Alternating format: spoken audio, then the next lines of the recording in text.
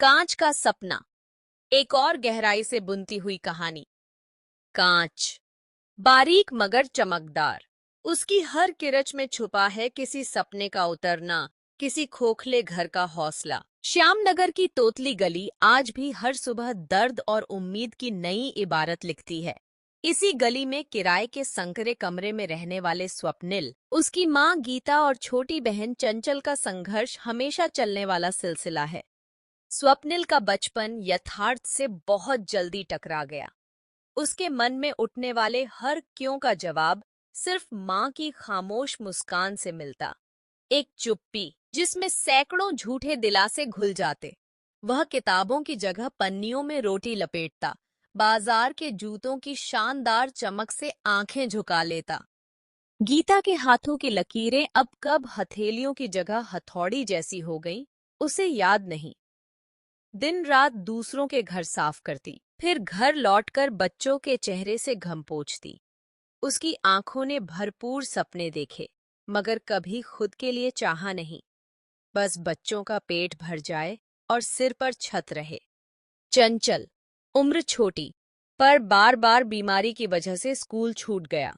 उसकी मासूमियत खेल-कूद के मंजरों से भरी रहनी चाहिए थी, मगर वो अक्सर घर के कोने में बैठी माँ का तकिया सीती दिखती। उसकी हंसी रुकी रुकी थी, जैसे किसी ने जीवन को पॉज पर रखा हो। एक दिन मोहल्ले में नई आवाज सुनाई दी, जोगी मियाँ का आगमन। उसने बताया कि श्रीराम कांच फैक्ट्री में आदमी की जरूरत है, पर काम उतना ही जोखिम भरा है। स्वप्निल और गीता के मन में उथल पुथल। क्या इस खतरनाक राह को अपनाने के सिवा विकल्प है?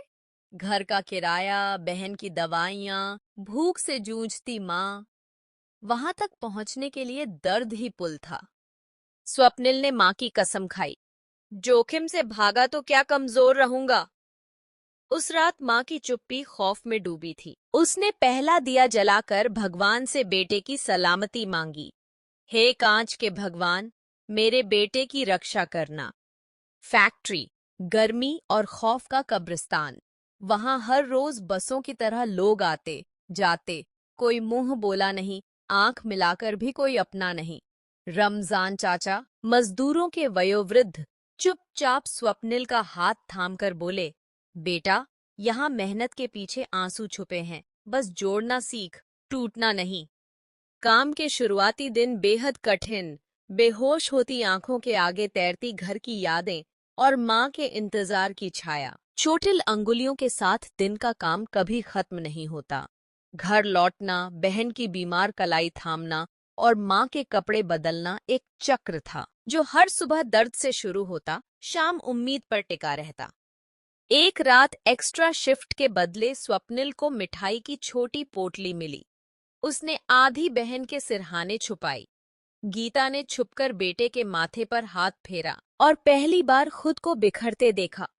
आंसुओं का कलेवर, जो केवल बाहर से दिखता, भीतर वो पत्थर हो गई थी। फैक्ट्री के भीतर मजदूरों की आपसी समझ थी। आज तुम्हारे हिस्से की किरच मैंने संभाल ली, कल मेरी चिंता तुम रखना। रमजान चाचा अपने पुराने फटे दस्ताने में दर्द छुपाकर मुस्कुराए। उनके बेटे ने कभी कॉलेज देखा नहीं, पर स्वप्निल में उन्हें अपना सपना पलता दिखा। फैक्ट्री में आग लगने की भयानक रात, शोर, दौद, जलते हाथ पांव।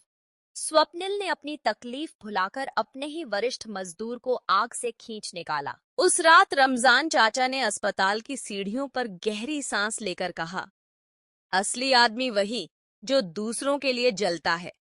अस्पताल में माँ ने बेटे का सिर गोद में रखा। उसकी आंखों में आंसू नहीं, नई ताकत थी।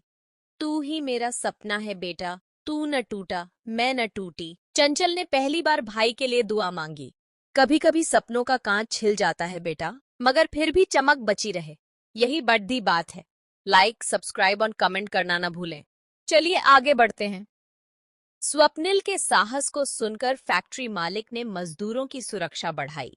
दस्ताने, जूते, प्राथमिक चिकित्सा वाली चिट्ठी। मजदूरों को एक छोटी सी यूनियन मिली और गीता को बेटे की बहादुरी का इनाम। अब माँ का सिर और ऊंचा हो गया। मोहल्ले के बच्चे अब फैक्ट्री के डर से बाहर आने लगे, सपनों से खेलने लगे। गीता, रोज झाड़ू लगाकर लौटती तो सोचती, मेरी खामोशी ने कितना कुछ सहा, अब हमारी गली में रोशनी छा सकती है। रमजान चाचा व बाकी मजदूरों ने फैक्ट्री मालिक से बार बार बहस की। अब उनकी आवाज सुनी जाने लगी। स्वप्निल ने सबसे मिलकर ठाना, अब किसी की हिम्मत इतनी सस्ती नहीं कि उसे यूं ही छीन लिया जाए। समाज की तिरस्कार भरी नजरों को गीता ने पहली बार पलटकर ताक लिया। हमारे घावों से रोशनी छनती है, शर्म से नहीं। चंचल अब स्कूल जाने लगी। किताबें नई नहीं, पर सपने नए। स्कूल में जब किसी ने उसका मजाक उड़ाया, वह बोली, मेरे भैया ने आग से मुझे रोशनी लाकर दी है। गली की लड़कियों ने पहली बार पतंग उड़ाना सीखा। उस दिन स्वप्निल ने मिलकर सबको रंगीन पतंगे बांटी। एक बच्चे ने कहा, भैया, ये पतंग टूटेगी तो? स्वप्निल ने सुना, डर मत, टूटती चीजों में आसमान है। समय बीता, फैक्ट्री, गली, घर अब उम्मीद से भरे। स्वप्निल के जले हाथ कट में तब्दील हो चुके थे। अब वे उसके फर्ज की पहचान थे, उसका आत्मसम्मान। अब वह अपनी नौकरी के लिए शर्मिंदा नहीं था। अब उनका घर भी कमर सीधा किए खड़ा था, किराएदार होते हुए भी निर्द्वंद। मोहल्ले के दूसरे परिवार अब गीता से बात करने लगे, उसमें हिम्मत देखने लगे। लाइक, सब्सक्राइब और कमेंट करना न भूलें। चलिए आगे बढ़ते हैं। फैक्ट्री के नए मजदूरों को स्वप्निल की कहानी सुनाई जाती। मत डरो, कांच कितना भी नाजुक, चमकता जरूर है। रमजान चाचा पद से हटकर नए जूनियर का हौसला बने। मजदूरों के बच्चों ने भी अब सपनों को दोहराना शुरू किया। हर साल दिवाली की रात गीता अपने घर के बाहर दिया जलाती है। अब डर के लिए नहीं, बल्कि दूसरों के साहस की खातिर। चंचल ने अपनी डायरी में लिखा, हमारे सपनों के कांच ने अब हमें खुद को जोड़ना सिखा दिया। शिक्षा, मोरल, कांच की तरह संवेदनशील, सपनों की तरह कोमल, पर संघर्ष, साहस और एकता से अगर जिन्हें जोड़ लिया जाए तो कितनी भी छोटे क्यों न हो, उजाला हमेशा कायम रहता है। कहानी सिर्फ गरीबी, जोखिम और बंजर सपनों की नहीं, यह उस भावना की है जो हर असहाय को कमजोर नहीं, बल्कि उम्मीद से सराबोर बनाती है। जहां दर्द है वहीं बदलाव की चिंगारी है, जहां ट्यूटन है वहां भीतरी रोशनी है। असली हीरो वही जो टूटकर दूसरों को जोड़ने का हौसला दे। लाइक, सब्सक्राइब और कमेंट करना न भूलें। अगर आपकी भी अपनी कोई अनसुनी, सच्ची या भावुक कहानी है जिसे आप दुनिया तक पहुंचाना चाहते हैं, तो हमें जरूर लिख भेजें। आप अपनी कहानी हमारे इंस्टाग्राम अकाउंट @deepthink पर मैसेज कर सकते हैं या इस पोस्ट के नीचे कमेंट करें। हम आपकी कहानी को औरों तक पहुंचाने में पूरी मदद करेंगे, ताकि आपकी आवाज को सच्चा मंच मिल सके। धन्यवाद।